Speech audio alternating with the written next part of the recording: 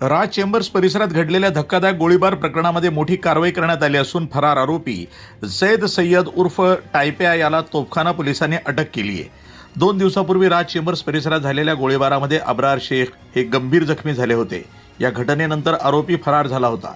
शहरात तणावाचं वातावरण निर्माण झालं होतं। पोलिसांनी तातडीनं तपास सुरू करत विविध ठिकाणी शोध मोहीम राबवली।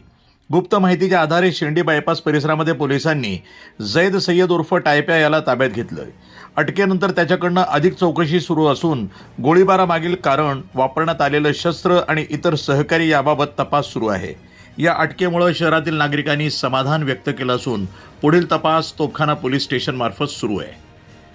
वृत्तसंपादन विभाग, न्यूज टुडे 24, अहिल्यानगर।